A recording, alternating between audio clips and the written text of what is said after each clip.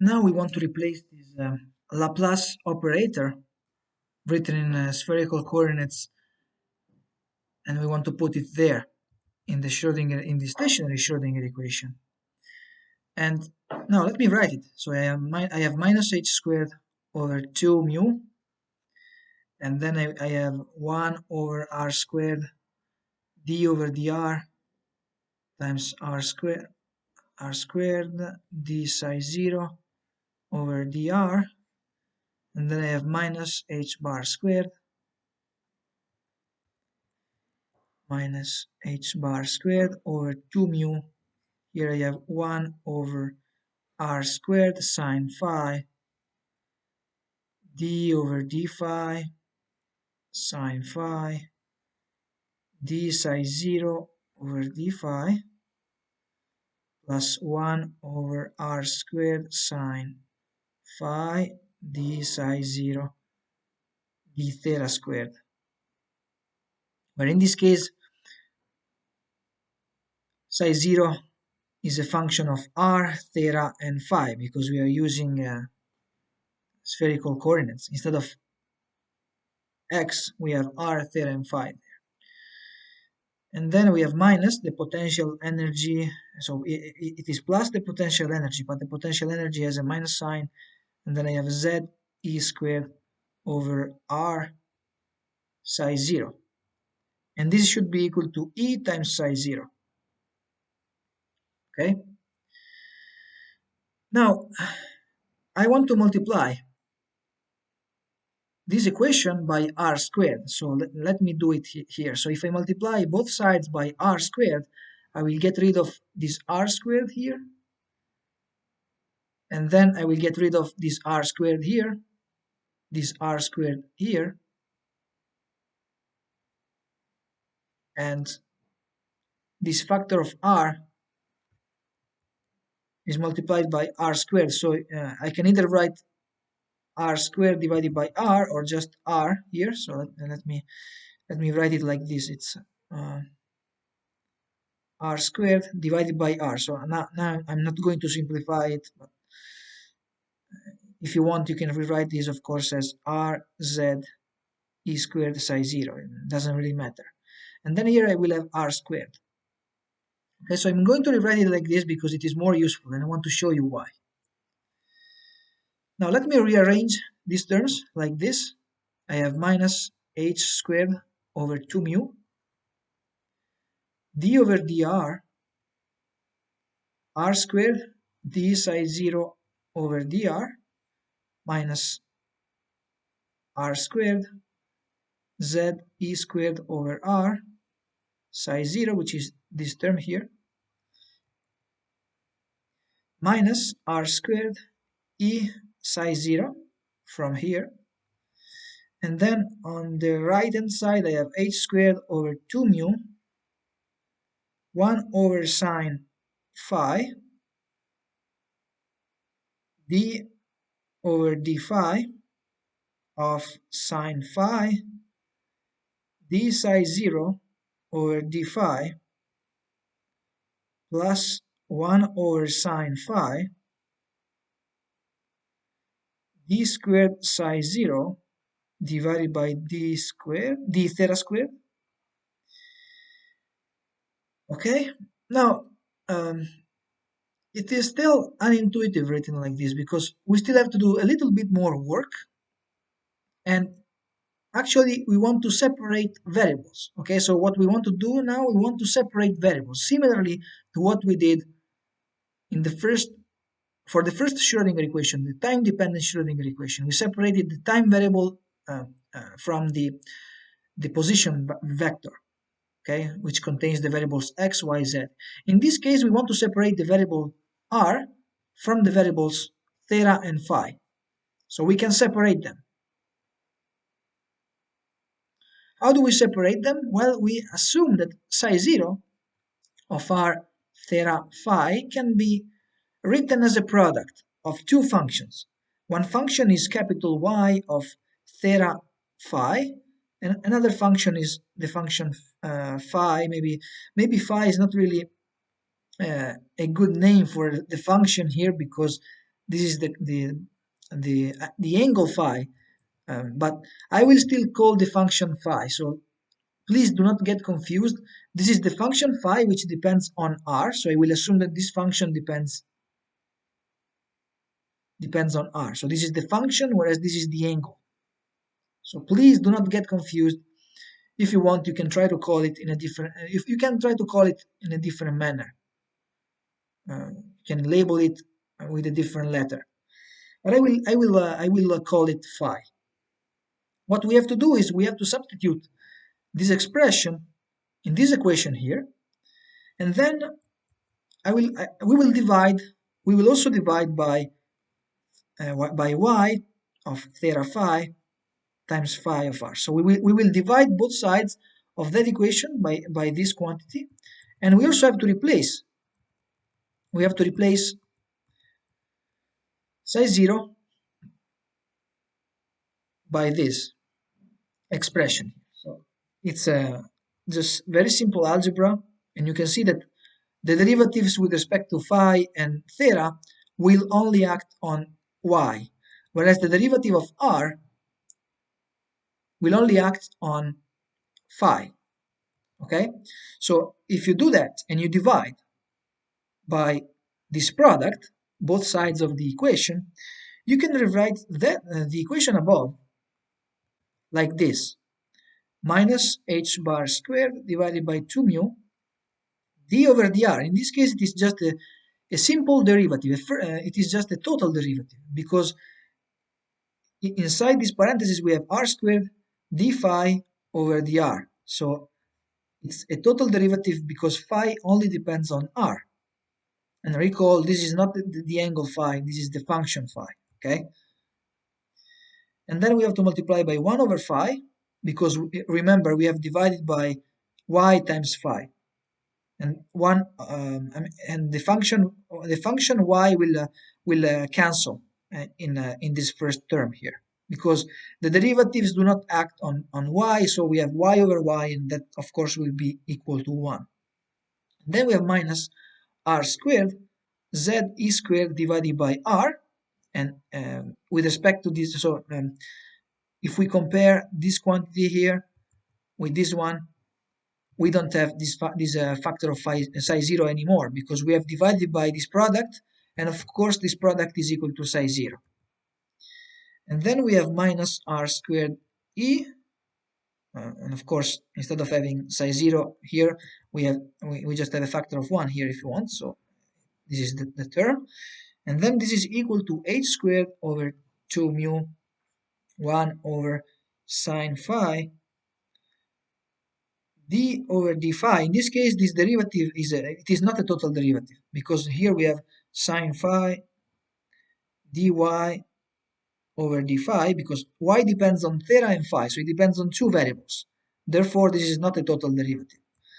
And then we have plus 1 over sine of phi d squared y d theta squared, and we also have to multiply this by 1 over y. Okay, so this seems like a complicated expression, but it can be simplified a lot, because now we have to take a look at the left hand side here. The left hand side contains a function phi. The function phi depends on r, and then it contains some constants. Z is a constant, e squared is a constant, e is a constant, and it contains the radial vector r, but in principle it is just a function of r, so it is just a function of r. Maybe I can write it like this: g of r. It's some function g of r. Whereas on the right hand side we have a function, and I can call this function let's say s of the variables theta and phi, because it contains y, which depends on theta and phi, and in this case it is the angle phi. Of course, this is not the function phi.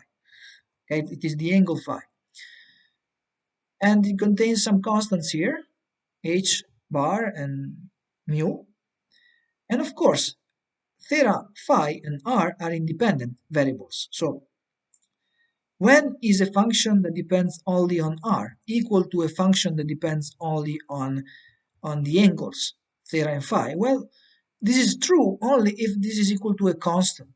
Both terms should be equal to a constant because you can change, for example, r, and in principle only this left-hand side would change, but since the left-hand side should be equal to the right-hand side, the right-hand side uh, does not change because it depends on theta and phi, and therefore the the function g should not change either, should remain the same. Okay, so this is the logic behind this.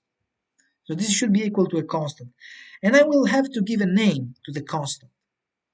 Now let me write it in red because this is kind of important. So the constant, if you take a look at the dimensions of uh, of these quantities here, the dimension uh, I mean the dimension is given by this factor. For example, it's dimensions of h squared over mu. Okay, so I will multiply the constant by this factor h squared over 2 mu for just for convenience. And then here, of course, here I will have a dimensionless constant. So this will be dimensionless. Dimensionless. Okay? And I will call this constant, I will put it in this form. So I will put also a minus sign for the sake of convenience. So this is a definition, okay? So I should put a definition symbol here. I will put a minus sign because just for the sake of convenience. And then I will put L times L plus 1.